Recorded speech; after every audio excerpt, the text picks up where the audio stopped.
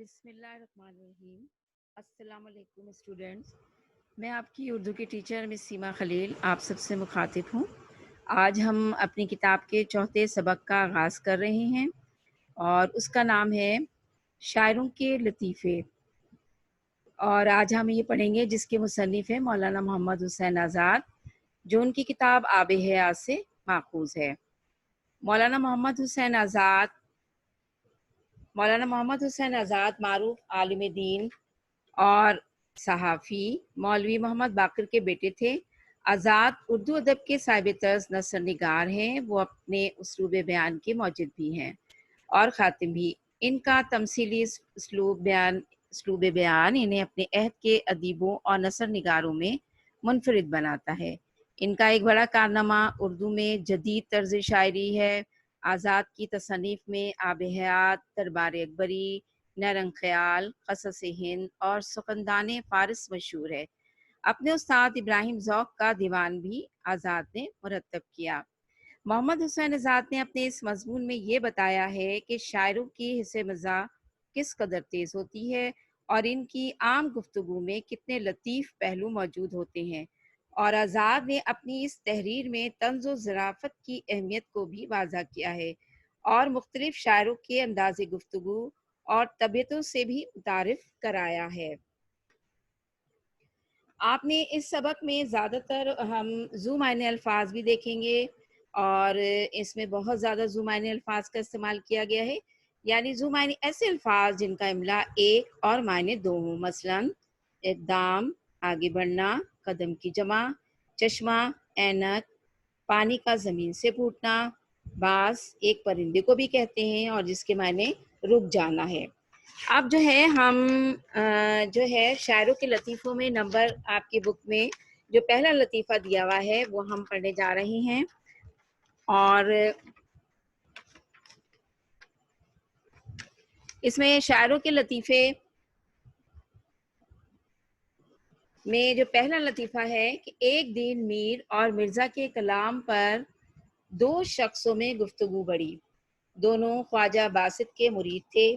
فیصلہ کروانے انہی کے پاس گئے۔ آپ نے فرمایا کہ دونوں میر اور مرزا صاحب کمال ہیں، مگر فرق صرف اتنا ہے کہ میر کا کلام آ ہے اور مرزا کا کلام وا ہے۔ اور مرزا رفیع سودا کا جو ہے وہ دوسرا جو ہے لطیفہ ہے جو کہ مولانا محمد حسین آزاد بیان کرتے ہیں کہ ایک دن مرزا سودا مشاعرے میں بیٹھے تھے کہ ایک 12-13 برس کے لڑکے نے غزل پڑھی۔ مرزا مطلع سن کر چونک اٹھے اور کہا کہ میاں لڑکے جوان ہوتے نظر نہیں آتے، خدا کی قدرت کے انہی دنوں میں وہ لڑکا جل کر مر گیا۔ یعنی مرزا رفیع سودا نے جو بات کہی تھی وہ بات ان کی پوری ہو گئی۔ اچھا، شاعروں کے لطیفے میں آپ کا جو تیسرا جو ہے مولانا محمد حسین آزاد نے لطیفہ بیان کر رہے ہیں کہ ایک دن انشا خان جرت سے ملنے آئے۔ جرت کے کچھ سوچ رہے تھے۔ انشا نے سوچ میں ڈوبنے کی وجہ پوچھی تو جرت نے بتایا کہ ایک مصرع خیال میں آیا ہے، میں چاہتا ہوں کہ مطلع ہو جائے لیکن تمہیں نہ بتاؤں گا۔ انشا کے اصرار پر انہوں نے وہ مصرع سنایا تو انشا نے اسے مزاحیہ رنگ دے دیا، جس پر جرت لکڑی اٹھا کر ان کے پیچھے دوڑے، اور جو ہے وہ جو انہوں نے کہا کہ اس زلف پہ بھپتی شب دیجور کی سوجی، اندھے کو اندھیرے میں بہت دور کی سوجی۔ اچھا، اس کے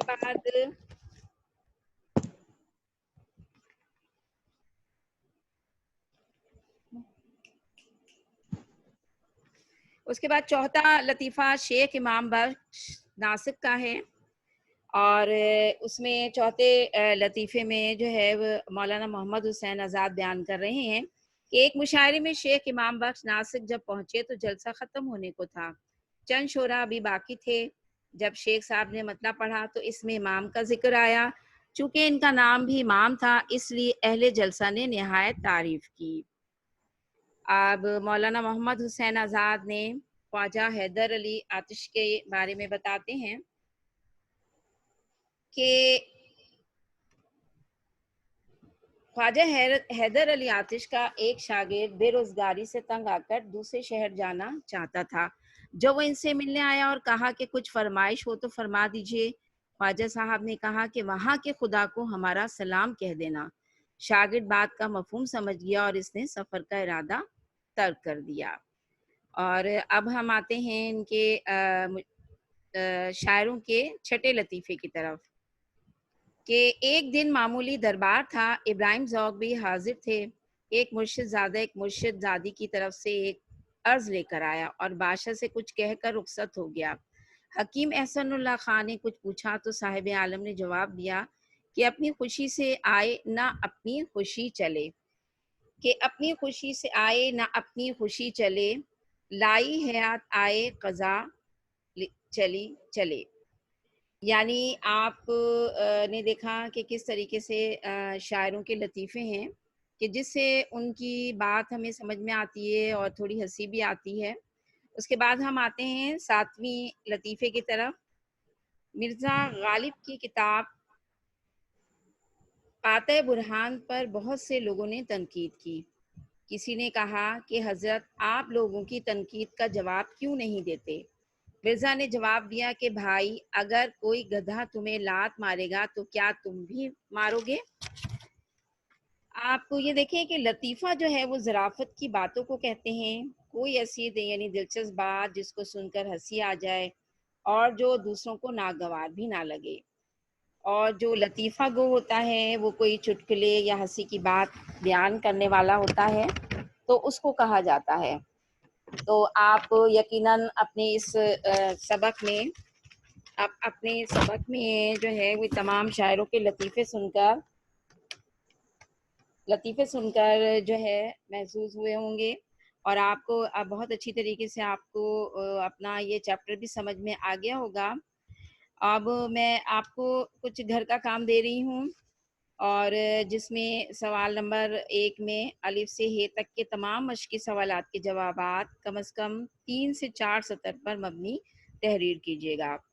और आखिर में मुझे उम्मीद है कि आपको ये सबक अच्छी तरह समझ में आ गया होगा। अब हम इस सबक का इख्तिताम इस बात से अपनी करते हैं कि आप अपना बहुत ज़्यादा ख़्याल रखिएगा और इसके साथ-साथ मैं आपको एक अब अल्लाह हाफ़िज़।